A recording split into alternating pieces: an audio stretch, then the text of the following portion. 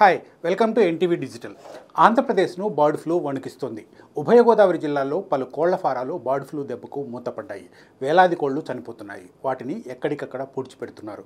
Bird flu వ్యాపించకుండా ప్రభుత్వం చర్యలు తీసుకుంటోంది. ఈ వైరస్ దెబ్బకు చికెన్ తినాలంటే ప్రజలు భయపడిపోతున్నారు. రేట్లు కూడా భారీగా పతనమవుతున్నాయి. అసలేంటి బర్డ్ ఫ్లూ? ఎలా సోకుతుంది? బర్డ్ ఫ్లూ సోకితే ఏమవుతుంది? సోకకుండా ఎలాంటి జాగ్రత్తలు తీసుకోవాలి?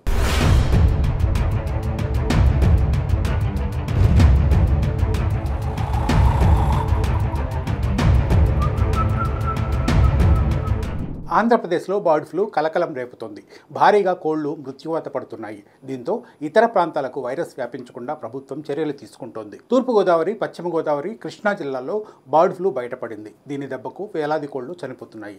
దీంతో ఈ వైరస్ మరింత విస్తరించకుండా నివారించేందుకు అధికారులు చర్యలు చేపట్టారు. వైరస్ సోకిన ప్రాంతాల్లో కోళ్ల ఫారాలను మూసేశారు. చికెన్ అమ్మకాలను నిషేధించారు. కోడిగుడ్ల సరఫరా నిలిపేశారు. కోళ్ల ఫారాలతో పాటు చికెన్ దుకాణాల్లో పారిశుభ్ర చర్యలు చేపట్టారు. కోళ్లు పెంచే రైతులకు అవగాహన కల్పిస్తున్నారు.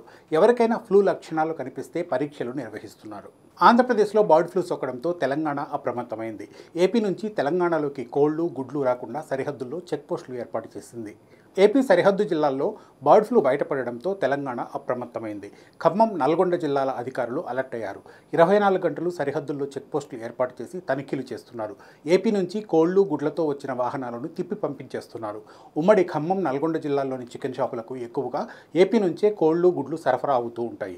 దీంతో సరిహద్దు దాటకుండా అధికారులు నిరంతరం నిఘా పెట్టారు. మరోవైపు చికెన్, గుడ్లు తినేవారికి ప్రభుత్వం గైడ్లైన్స్ జారీ చేసింది.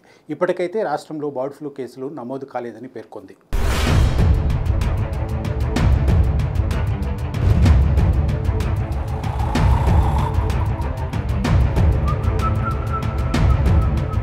బర్డ్ ఫ్లూ వైరస్ సోకింది అనగానే చాలామంది భయపడిపోతున్నారు. ఇది కూడా కరోనాలాగే సోకుతుందేమో అనే ఆందోళన చాలామందిలో కనిపిస్తోంది. వాస్తవానికి బర్డ్ ఫ్లూ వైరస్ కొత్తది కాదు. చాలా కాలంగా ఇది సోకుతోంది. ఇదొక వైరల్ ఇన్ఫెక్షన్. ఎక్కువగా పక్షులకు సోకుతూ ఉంటుంది. ఈ వైరస్ సోకిన పక్షులు చనిపోయే అవకాశం ఉంటుంది. వాటి నుంచి మనుషులకు, ఇతర జంతువులకు కూడా వ్యాపించవచ్చు. దీన్ని ఏవియన్ ఇన్ఫ్లుయెంజా లేదా H5N1 అని కూడా పిలుస్తూ ఉంటారు. బర్డ్ ఫ్లూ లక్షణాలు కూడా సాధారణ ఫ్లూ లక్షణాలనే పోలి ఉంటాయి. వైరస్ లోడ్ ఎక్కువైనప్పుడు లక్షణాల తీవ్రత మరింత ఎక్కువగా ఉండొచ్చు.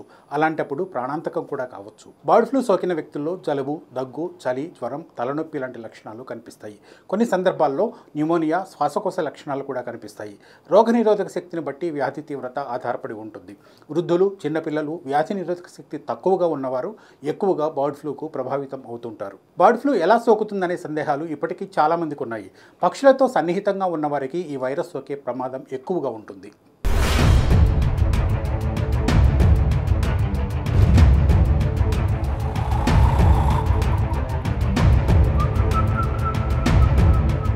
బర్డ్ ఫ్లూ ప్రధానంగా పక్షుల నుంచి వ్యాపిస్తుంది. పక్షుల మలమూత్రాలు, లాలాజలం, ఇతర శరీర స్రావాల ద్వారా సోకుతుంది. పక్షులతో నేరుగా సంబంధాలు కలిగిన మానవులకు ఇది సోకే ప్రమాదం ఎక్కువగా ఉంటుంది. అందుకే కోళ్ల ఫారాలు, చికెన్ షాపుల్లో పనిచేసే వాళ్ళు వైరస్ సంక్రమణ జాబితాలో ముందుంటారు. అయితే ప్రారంభ స్థాయిలో గుర్తిస్తే యాంటీవైరల్ ఔషధాలు వాడి దీని నుంచి క్షేమంగా బయటపడొచ్చు. వైరస్ సోకకుండా ఉండాలంటే పక్షులకు దూరంగా ఉండడం బెటర్. బర్డ్ ఫ్లూ సోకడంతో చికెన్, గుడ్లు లాంటివి తినొచ్చా అనే సందేహం చాలామందికి ఉంది. చికెన్, గుడ్లు తినొద్దని ప్రభుత్వాలు ఆదేశించినట్లుగా ప్రచారం కూడా జోరుగా సాగుతుంది. బర్డ్ ఫ్లూ సోకిన కోళ్లు, కోడిగుడ్లను తినకపోవడమే బెటర్. ఒకవేళ చికెన్ తినాలనుకుంటే బాగా ఉడికించిన తర్వాత మాత్రమే తినాలి. సహజంగా 100 డిగ్రీల సెంటీగ్రేడ్ వద్ద వైరస్ బతికే అవకాశం ఉండదు. కాబట్టి చికెన్ కానీ, గుడ్లను కానీ బాగా ఉడికించిన తర్వాత తింటే మంచిది. చికెన్ శుభ్రం చేసేటప్పుడు ఖచ్చితంగా గ్లౌజ్ ధరించడం మంచిది. లేకుంటే చికెన్ శుభ్రం చేసిన తర్వాత చేతులను సబ్బుతో నీట్గా కడుక్కోవాలి. చికెన్, గుడ్లు తినొద్దని ఇప్పటికైతే ప్రభుత్వాలు ఎలాంటి హెచ్చరికలు జారీ చేయలేదు. ఇలాంటి అసత్య ప్రచారాలను నమ్మొద్దు.